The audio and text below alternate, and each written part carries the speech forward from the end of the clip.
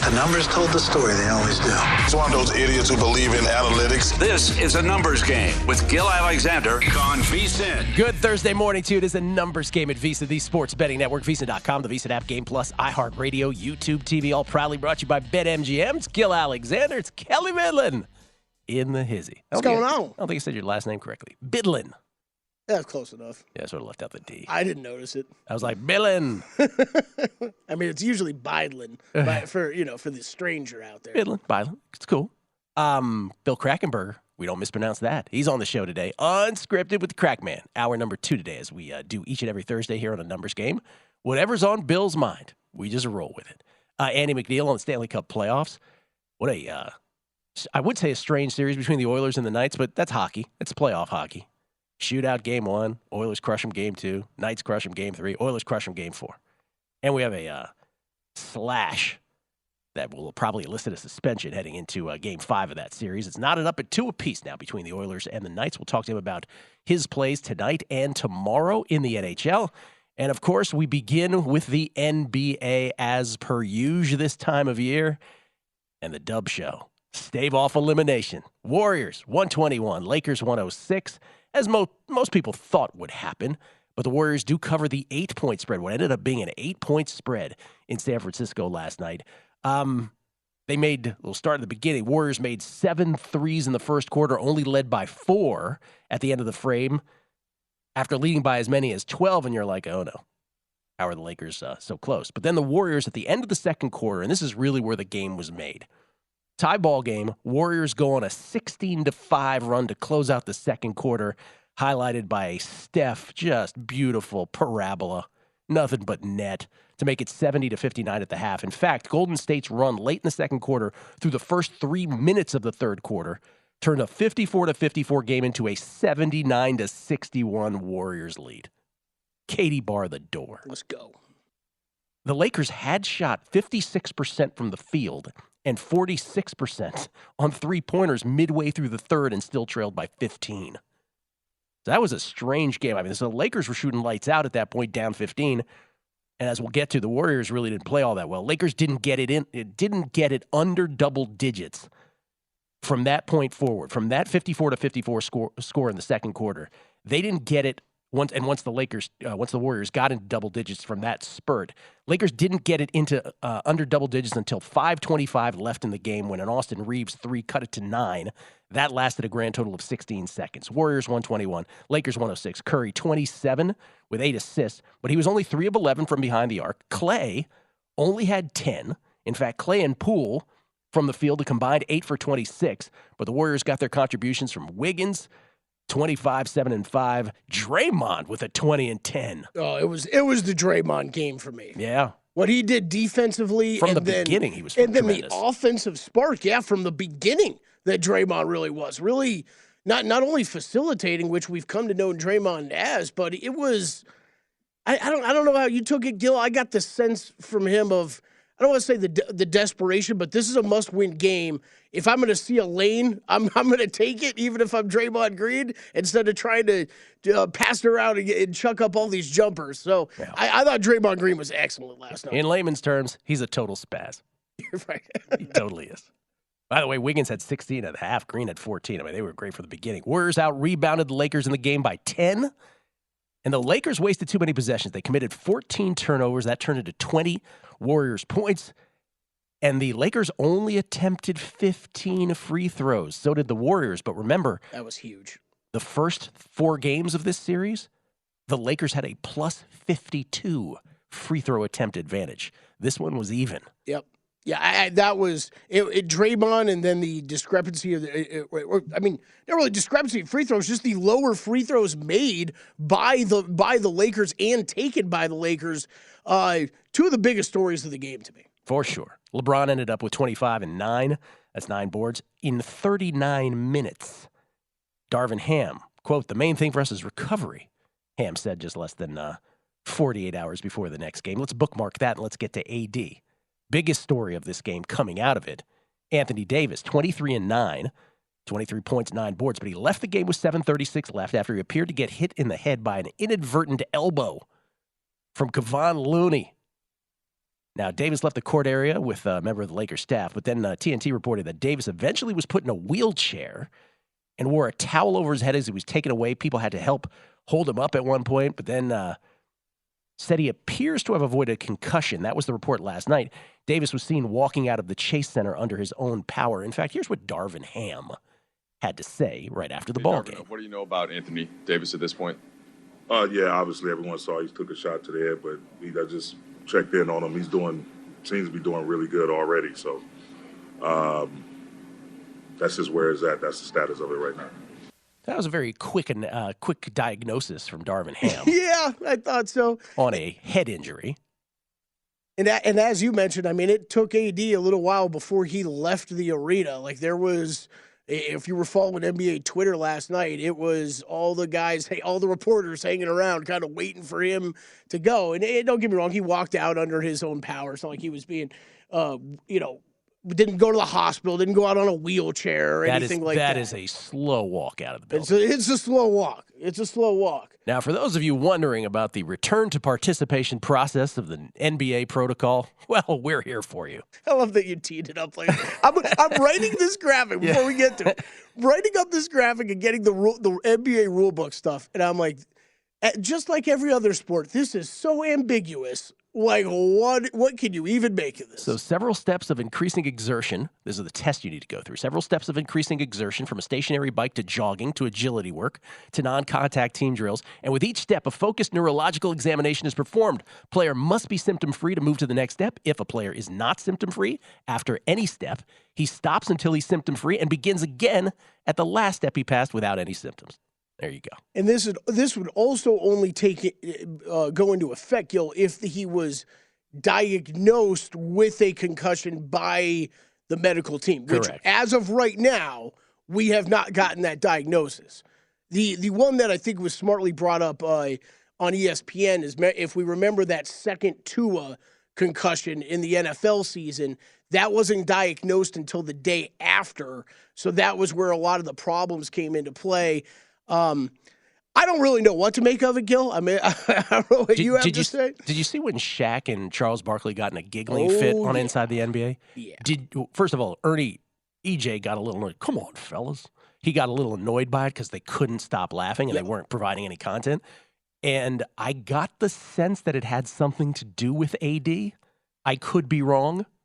This is where I think those two are going to get a little lucky, where nobody can prove that. Yeah. But yes, well, and there was also the Kenny at the back end of it was, I don't know, adjusting his chair or something. I think they just changed the subject. Chuck, who was still giggling, thought he was making a wheelchair motion or something like that. There it is. That's right. So, yeah, I think that's what was going on. And then when they started Shaq Did a Fool, it happened to be AD first on it, so they laughed again. By the way, AD 2020-21 played 36 games. Last year he played 40 games.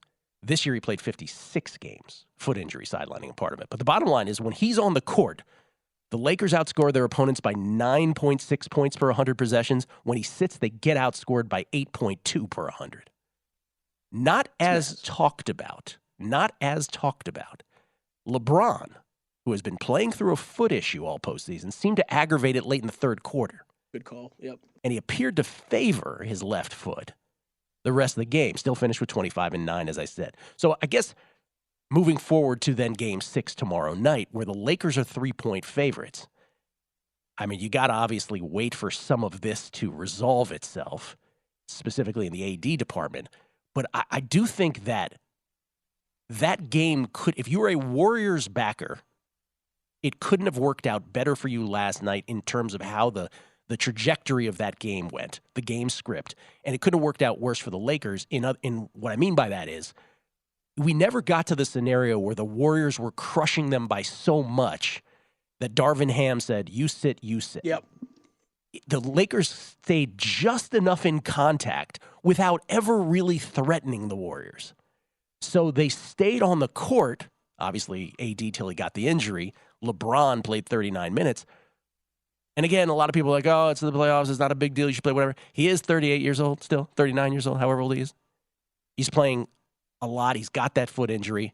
So that was interesting. And the thing about the AD, and no one wishes a concussion on anybody. I know if you have a Warriors ticket, you probably do. I get it. We're betting. In real life, we don't. But wouldn't it be amazing?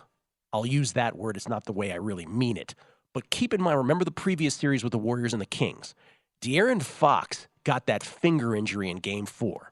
We didn't know if he was going to play Game 5. He ended up playing Game 5, but remember, he shot very poorly, and it was enough for the Warriors to win that game. Yes, the Warriors did end up losing Game 6, but they came back and won Game 7.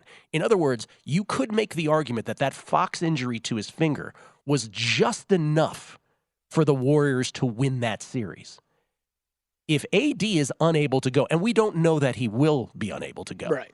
But if he is unable to go, could it be a second consecutive series where something unfortunate happens to the Warriors' opponent where it's just enough for the Dubs dynasty to continue? Man, we say it all the time, but a lot of the times, especially in the NBA playoffs, it's just the healthiest team that gets to the finish line, right? And War of attrition. These little injuries, they make a huge difference. Yeah. I mean, AD misses one game. It might completely swing how this series goes. For sure. And again, getting back to I don't think the Warriors, they played well, but did they shoot well? Not at all. We haven't seen the Warriors be the Warriors. Maybe the one game this series. That's it. Yeah. Clay and Poole are concerning. That's concerning. They are concerning. But you know what? You know about Clay in Game 6s, don't you? That's what I'm waiting for it, man. It's Game 6 now. The other 3 series deserve as much time as that one. We'll get to all those. See if we got some bets. I got a couple tennis plays coming up as well. It's a numbers game at VSiN, the Sports Betting Network.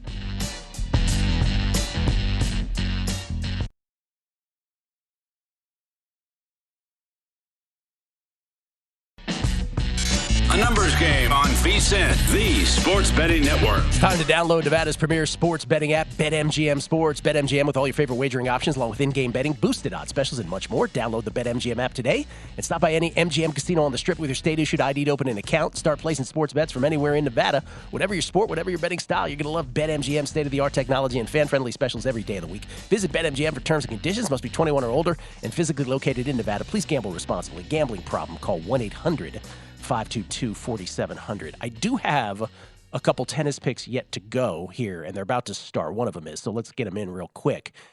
Caveat, let me just mention, we had 2 overnight. They both lost, both dogs. On clay, dogs historically don't get there as much as they do on other surfaces. They don't manifest at as high of a rate as they do on other surfaces. That has been the case on steroids here this clay season as well. And yet I keep banging my head against the wall with some of these, and I will tell you that the cruelest trick of all was that there was one week in Madrid where they all did. So it's sort of like, it sort of made you think, wait, maybe this is different. No. So we split yesterday, missed a couple overnight, have 2 more. Play if you would like. This is the first of which, one is on the men's side, one is on the ladies' side. Yannick Hanfmann, who has done very well for us this clay season at plus 110. He's taking on the serve specialist, Nicholas Jarry. You remember Jarry, don't you, Kelley? Oh, yeah, of course. Yeah. I'm sure you do. And then Elisabetta Cocciaretto on the ladies' side, plus 145, which is just musical to say. Elisabetta Cocciaretto at plus 145. She's playing a little later on against Potapova. So those are the plays. Hanfmann here momentarily. Cocciaretto on the ladies' side in a bit. Any feeling on this Jessica Pegula Taylor Townsend match? Pegula should roll her. Yeah, minus 750 versus Kevin's favorite tennis player. He loves Taylor Townsend. Loves Taylor Townsend. Yeah. Anyway, Plus 475, Kev. What does Mark Borchard have to say about all this, Kevy Kev? I don't know if he has it that ready. Oh, he doesn't have it ready? That would have been great. Got to tee it up, see what it happens. I'm laid back. Got my mind on my money and my money on my mind. That's our nerdy baseball guy. That was amazing. Quoting Snoop lyrics. Okay, you do have a bet, though, on the Lakers. Before we move on from the Lakers-Warriors, you did make a bet for Game 6? Yeah, I did. I just took a speculative, I didn't touch it last night. It opened kind of 2.5 last night. Saw 3s this morning. I was like, all right, I'm gonna take a little bit of Warriors +3, and it is completely injury based. I wasn't really planning on touching Game 6, but man, I think like you brought it up. I think the one that's going to go under the radar a bit here because of the AD news is LeBron and his ankle. Yes. So if I'm dealing with a banged up LeBron already, then 3 points to me is a lot of value, and then if he gets put in whatever concussion protocols, he's missing Game 6. AD is. Yeah. He might be back for Game 7, but he's missing Game 6 if that's the case. So not a big bet for me at all. This is just a smaller kind of speculative bet here. The other thing I wanted to talk about, Gill, is just the money that's in the marketplace right now. It's right? incredible. So that game last night, we opened 5, closes 8. And then we're talking about Warriors laying 8 at home, and we swing it back to L.A., and L.A.'s a 3-point favorite. It's an 11-point move from what the closing line to an opening line is, which is just it's kind of absurd. It's as if tens upon 10 million more people are betting sports legally in the United States, and this is the series that captures most of the money. Yeah, for sure.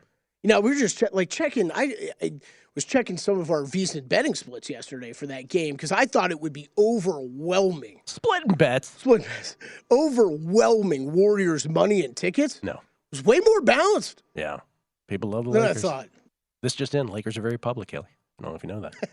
The other game last night, we'll talk about the Game 6. We're all Game 6s now as we get to tonight's eventually. But last night, the Heat lose to the Knicks. So the Knicks did what they had to do. Again, down 3-1, but they have Games 5 and a potential Game 7 at home as well. Knicks, barely. They did cover in the end, but barely beat the Heat. Don't be twisted about the score. 112-103. They covered the 3.5. It looks cosmetically very easily, but that wasn't the case. Heat were up 24-14 at the end of the first quarter. You're like, oh, way to show up, Knicks. But then the Knicks go on an 18-2 run to start the second quarter. They were up 3 at the half. At halftime, the Heat were leading them 12-0 in points off turnovers and 17-3 in second chance points. Third quarter, the Knicks led by as many as 19. And you're like, okay, good job, Knicks. You did what you had to do. Nope. Wasn't that easy. By the end of the frame, they led by only 10, and then the Heat got it all the way down to 2 with 2:37 left, 103-101, but they could not get closer. Knicks flourished it, and Ian Eagle had one final Hartenstein when he put back the 22 minutes. The missed shot to go back up 4. Second half, Knicks had 62 points on 62% shooting. Is that good? Brunson, 38, 9, and 7. He played all 48 minutes. So did Quentin Grimes. All 48. Barrett, 26. Randall, 24. The Heat bench outscored the Knicks bench 42-8. It didn't matter. Really, besides Hartenstein, the Knicks only had 22 collective bench minutes. Forget about points. Minutes. Mm-hmm. 50-34 Knicks rebounding advantage, mitigating their 18 turnovers. This is what I mentioned yesterday. That's the one thing you have to count on if you're a Knicks backer is get the rebounding advantage. The Heat actually had it in Game 4. Yeah, the difference between a Phoenix Suns and a New York Knicks in the situation with the minutes stuff, right, is that you don't have depth. It's both different. It's depth issues, but they're different, right? Where KD and Devin Booker, you don't want to take off the court because of how good they are, right? There's a massive drop down. The Knicks are at a point where Tibbs is saying, I'm rolling with my starters because these are the only guys I can trust, and they're going to play as many minutes as they possibly can. And Tibbs is known for doing this, obviously, throughout his entire coaching career, but when you brought up the minutes off the bench, Gill, I don't think we're going to see a whole lot more than that, however longer this Knicks run goes. Heat favored by 4.5 in Game 6 tomorrow night, the first of the 2 tomorrow night. Friday night, doubleheader Game 6s in the NBA. Now we're seeing 5. Does this feel like a Heat roll job to you? Man, I don't know how many times we're going to sit here over the next month, Gill, and I'm going to actually be saying I'm on the Heat. And really confident in it. And you're Mr. Heat. Yeah, I was before this season. I just can't move past what they did in the regular season. It's still in the back of my head. So I will probably not have any bets in this game. So what you just said, what they did in the regular season, again, we rolled through a bunch of metrics where they're like 28th, 29th, 27th, right? And you're wondering, okay, how did they turn this around? And I get it, they lost last night, but how did they turn this around? Like, there's nothing particularly flashy about it. Kirk Goldsberry, who does analytics for ESPN. You familiar with his work? He does a great job in the NBA. Great job, yep. He went deep on the Heat to get. He goes, "What's the real reason they're winning all of these games?" Talking about not only against the Knicks but also against the Bucks, getting the Bucks in the gentleman's sweep before that 4-1, the number 1 seeded Bucks. You ready for this, Kelley? Deflections. Mm-hmm. This granular basketball. Deflections. 17.7 per game. That's first out of 16 playoff teams. 17.7 deflections a game. Loose balls recovered. Loose basketballs recovered, Kelley. 6.9 per game. First out of all 16 playoff teams. Charges drawn. 1.67 per game. First out of all 16 playoff teams. Screen assists. Setting up the pick and rolls. 12.4 per game. First out of all 16 postseason teams. Yeah, I mean, that's the secret sauce that you can't process it with your eyes and brain while you're watching it. So when people wanna rage, I love that that heat culture thing, right? It's like everybody's so pro or against. There's like no down the middle. Gill just gave you the stats of what heat culture is. That's exactly right. It's hustle, well coached, players knowing their roles, their jobs, their duties. And yes, that's how they're going to grind out games. They're going to grind out games by being the more sound offensively and defensively teams, mainly on the defensive side of the ball. But you got great coaching. And look, Jimmy Butler, once you get in the playoffs, yes, there is a thing as playoff Jimmy Butler, and it is a different story. I know he had a little bit of a down game last night, but that is a different type of player. And we kind of dismiss Kyle Lowry's had, a pretty terrible, season and a half now with the Miami Heat. He's been great here, yeah. But he's been great here recently, and I think we overlooked the fact that this is still a guy with a ton of playoff experience, has won an NBA championship before. Mm-hmm. It's all these things. They add up. I have no interest. This series, Gill, has hit the point of Kelley's doing things around the house while watching. Like my stack of mail on my desk yesterday, I got about halfway through. I cannot disagree with you on the watchable factor of this. Yes, though I'm wondering if I'm going to put on my documented 1-0 pre-flop ATS NBA record on the line by laying the points with the Heat here. Because it does feel like... You better hurry. Those 4.5s are disappearing. I was going to say, I better do it now if I'm going to do it. We got 2 games tonight in the NBA. We'll get to those. But we'll take a hockey break in a moment. Andrew MacNeil, the angriest Canadian we know. But his Oilers got off the schneid last night to even it up with the Golden Knights. We'll get his thoughts on tonight's games, tomorrow night's as well. Stanley Cup Playoffs. Leafs remain alive as well. Hockey next. Numbers game, VSiN, the Sports Betting Network.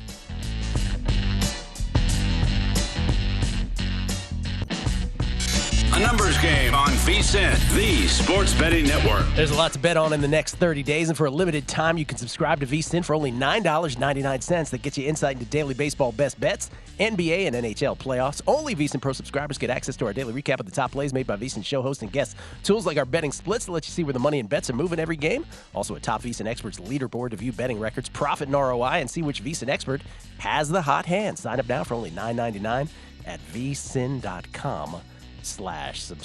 It's Gill Alexander. It's Kelley Bydlon. Let's talk some hockey with Andy MacNeil at Digital Gambler, our VSiN hockey analyst, and of course, also with Danny Burke, the host of our hockey podcast, available at vsin.com/podcast. What's the clever name of that podcast, Andy? Tell everybody. Well, I think they put together a focus group and came up with that. But we got a great conversation coming up with Chuck Esposito today. Nice. So big hockey fan, bookmaker. I'm sure he'll provide us with some great advice. But yeah, really excited about that conversation. Let's start with Let's start with tonight's games. Hurricanes trying to close out the Devils. What do you think here? The Hurricanes, you mean? That's right. Yeah, I think they can get it done. I think we might see the most tightly contested game that we've seen in the series so far, though. Of course, New Jersey had that big offensive explosion in Game 3. They scored 8 goals. They won 8-4. But other than that, Carolina has been pretty dominant. They've held the Devils to just 1 goal in the other 3 games, and they play pretty well at home. Of course, the Devils have been a good road team all season long, but given how Carolina has played in this series, they've owned 57% of the expected goals through the 4 games so far. I mean, it's looking like a Hurricanes win here. It's going to be tough for the Devils to win 3 games. But yeah, like I said, I think the odds are mostly right. I had Carolina around a -125, and I mean, I could probably go a little bit higher than that, depending on how much I was, weighing the recent games that they played against the Devils. So it makes sense to me given what we've seen. I don't have any conviction on either side here pregame. I played the Hurricanes in the last 2 games because the odds that get up into the +140s, which I thought was kind of egregious.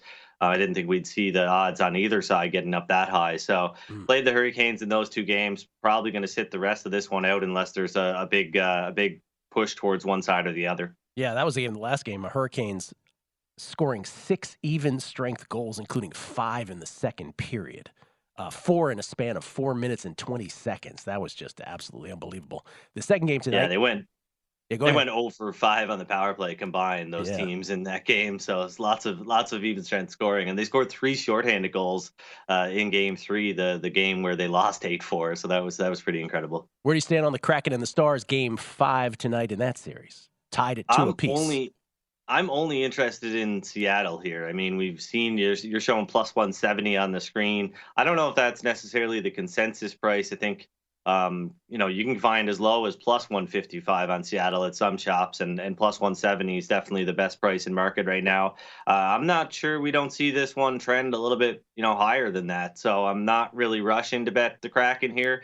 I have a fair price around +160. So, if later on in the day I feel like +170 is the best I'm going to get, then that's what I'll play. I'll take a little piece of that, but I'm hoping for a bigger price here. I mean, we saw the games get up into the 2-1 area in Game 1 and Game 2 in Dallas. Of course, the Seattle Kraken, we know a little bit more about them now, and they didn't have Jared McCann in that game, their leading goal scorer, and he's back now. He only played 13 minutes in Game 4, but they've got him back, and hopefully he can make an impact, and that'll help their chances. But I'd like to see this one tick up a little bit higher, +175, maybe even +180. Who knows? We've seen some really, late steam big moves come in these playoffs, and maybe that happens here. So I'm not going to rush into betting this one, but Kraken or nothing for me right now. Kraken or nothing. I don't know how you like the schizophrenic nature of these series. The Kraken also had a flurry of goals in Game 3. They scored 4 in just over 8 minutes, 4 goals in just over 8 minutes of hockey. Then they come back, they lose Game 4. Jake Ottinger is a bit of a concern right now. I mean, he hasn't, like we thought coming into the series, he was going to steal a game for sure. Hasn't had really a good game yet in the series. I mean, the Kraken only had 10 shots on goal in the first 40 minutes of Game 4, and they still managed to put up 3 goals in that game.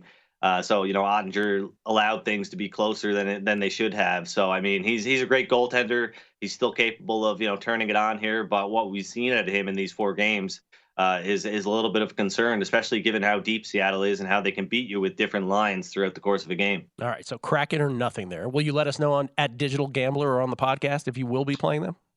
Yeah, for sure. I mean, like I said, I think there's value at +170. Okay. Just me, I'm not striking right at this moment, Gotcha. but I will end up. Like, you can mark it down as a Mark bet, it down, but Kelley. Fix page. I haven't got involved yet, but I'm going to be involved in some way. All right. Well, the games last night were Game 4s as well. Obviously, Game 5s tomorrow night in the other 2 series, though first of which, again, we could be on the cusp of history. We took the first step towards it. We need 4 of those steps.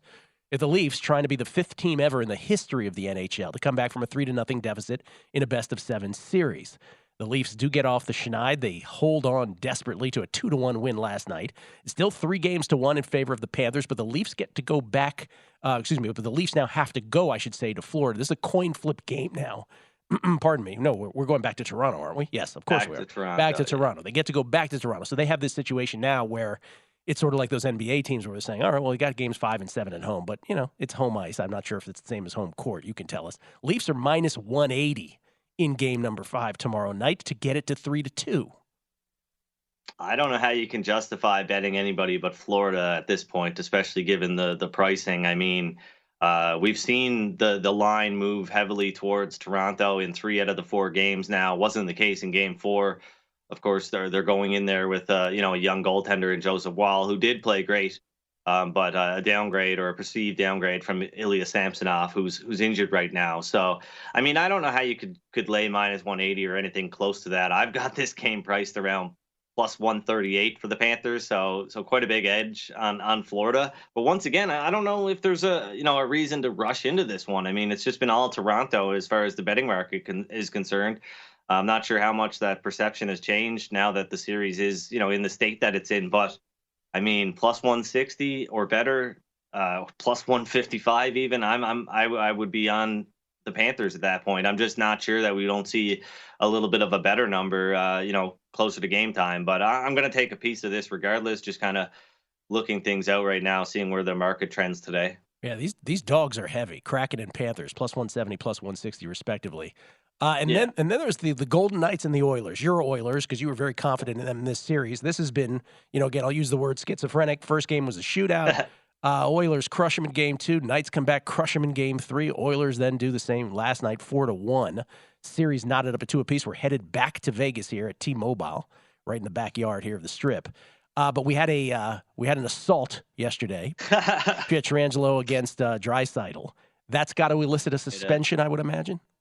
Good way to put it. I mean, yeah, it wasn't a hockey play, so I think I'd be pretty concerned if I was Pietrangelo. I'm not even going to try to say his name right now. It's not coming out right. I'd be pretty concerned because, I mean, the puck was long gone. Like I said, it wasn't a hockey play. Two-handed slash down, in the midsection, into the wrists.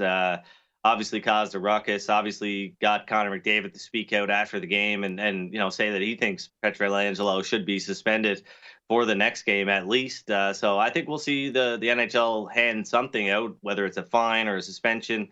The Department of Player Safety isn't all that consistent, but I think the fact that it wasn't a hockey play and that it was so malicious is not going to really work out in his favor, and that could really hurt the Golden Knights, especially considering that we, like you said, we haven't seen either team be able to string 2 good performances together in a row, and the Oilers are at a disadvantage here because they did lose the first game, so now they're required to kind of do that in order to win the series. And so they're going to have to show that the adjustments they made last game, that they stick going into game 5. And I think the big positive here is that they got secondary scoring. They won a game without getting big, huge performances from Connor McDavid and Leon Draisaitl. They were good in the game and they were impactful, but they didn't necessarily lead the charge offensively. McDavid with a couple of assists, but they got scoring from other names, guys that we've been waiting to light the lamp, like Ryan Nugent-Hopkins. So assuming maybe the group has a little bit more confidence now, and McDavid and Draisaitl can have a big game in game 5, I like the Oilers' chances. I wouldn't bet on them at minus 130,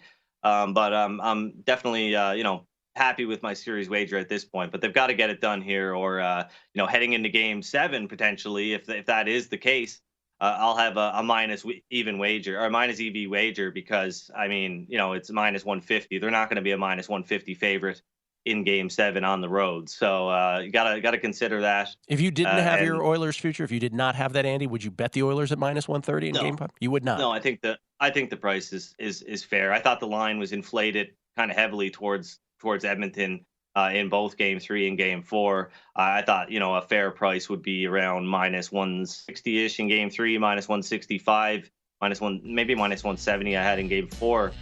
So, not really anything to bet on a game-to-game basis, but I did think that series price was short. Now the Oilers got to get it done in 6, though, for that to be the case. All right. Postseason, Stanley Cup playoffs, just as great as the NBA for sure. Enjoy it. Good luck with all the bets, Andy. Appreciate it, man. All right. Thanks, Gill. Andy MacNeil at Digital Gambler. Coming back with tonight's NBA games as well. Game 6 is closeouts or not. Next, Numbers Game, VSiN, the Sports Betting Network.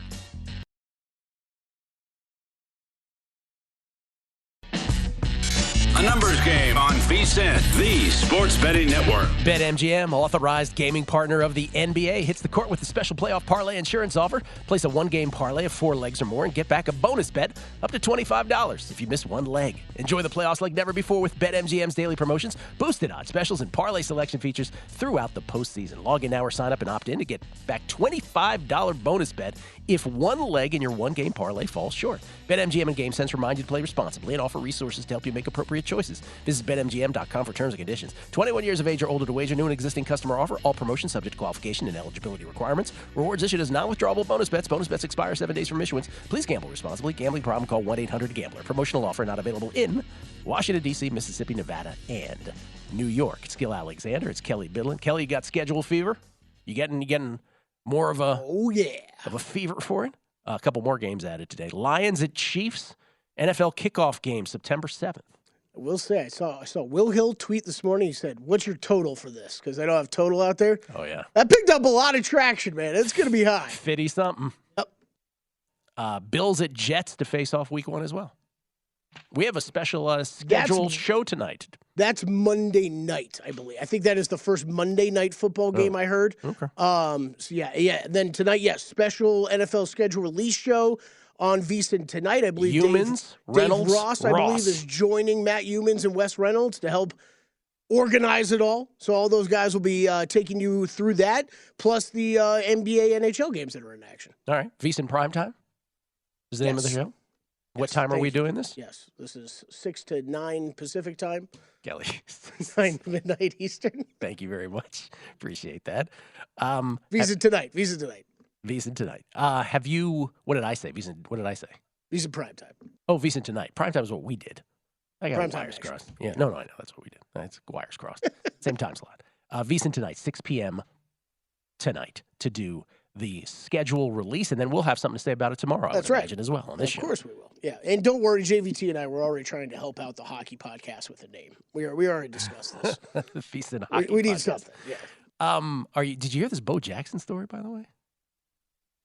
Yes. Bo Jackson. The hiccups? Has had hiccups for 1 year. I retweeted this yesterday. You know how we always joke when we talk about show stuff, like what works, what doesn't work. Yeah. And we always talk about the most ridiculous things that we talk about get the most traction. Oh, yeah. All I did was simply retweet that yesterday. I got more responses, and the one I'll try to find his name. I know he's a listener to the show. Was talking Gill about he had got COVID like a month ago or a couple months ago, had hiccups for a week. I know that's not a year, but I can't imagine living with hiccups for more than 24 hours. Well, we've all had a hiccup spell that lasted alarmingly longer than the normal one. So you're a few minutes in and you're like, what the heck? I can't get rid of these. This is lasting forever. That's just after 5 minutes of it. He says they've tried everything. They can't figure out what to do. What did you see? I'm going to be the complete whatever generations after the millennials, but I'm a millennial too. Of course, Generation down or generation? I just read the tweet. I didn't even read the whole story, so I feel bad for Bo. I just read the tweet and retweeted it. Yeah, I'm that guy.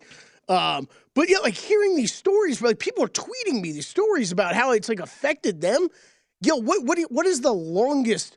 Because you're right. We've all had that longer than usual bout with hiccups. That gets really annoying. Yeah. What's the longest you think that's ever gone for you? Oh, I mean, not that I've logged this on an No, Excel that's sheet. not me either. But I'm kind of. I can remember a couple times in life being like, "What's going on? Let's get rid of this." An hour or two? No, not even. I think I've had them last maybe an hour before. It's been there might have been a 20-minute one where I'm like, "What is happening to me?" But it's alarming when you get to that point. My grandmother used to say. It was an old adage, I guess, where if you have hiccups, it means somebody's talking about you. So clearly, Bo being in the public eye, someone's talking about him at all moments, so he may never get rid of them. There you go. But that would apply to every famous person ever, right? Yeah.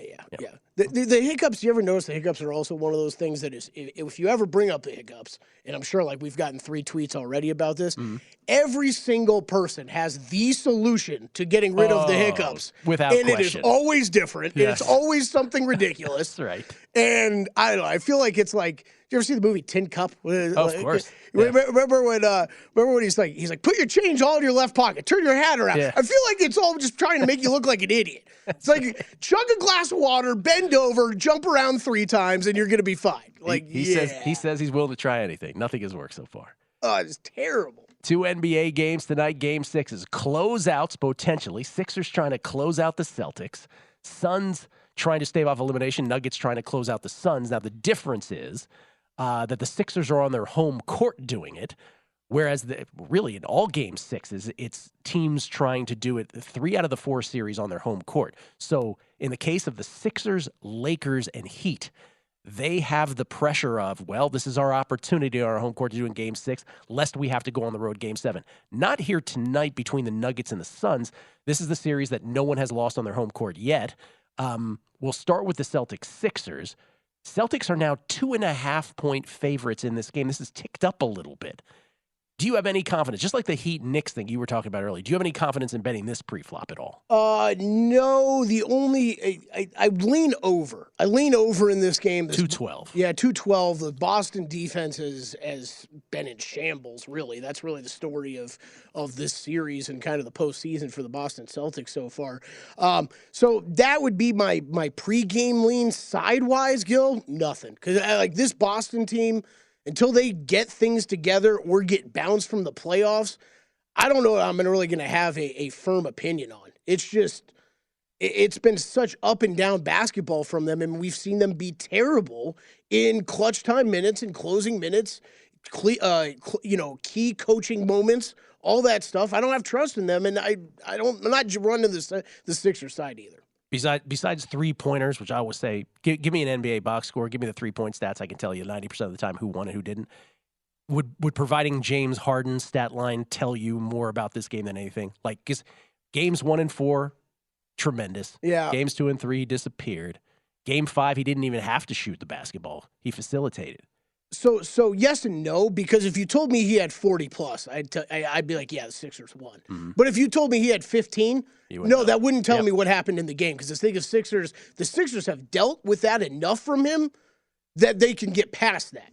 Would you lay the points with the Suns tonight? No, it would be Nuggets or pass. I would still be looking Nuggets or pass. Suns favored by only 3. Yeah, I won't be doing anything pregame with this one, Gil, but I'll be looking in game for Nuggets. I still think that they just have the better overall roster. I'm not doing anything pregame with this yet, though, because we're now talking where we're at the point in these playoff series where KD, like I said a couple seconds ago, Booker and Durant are going every minute they possibly can. And they have to. And they have to provide, 75 points between the two of them? What I keep saying is those two have to score 70+ for them to even have a chance.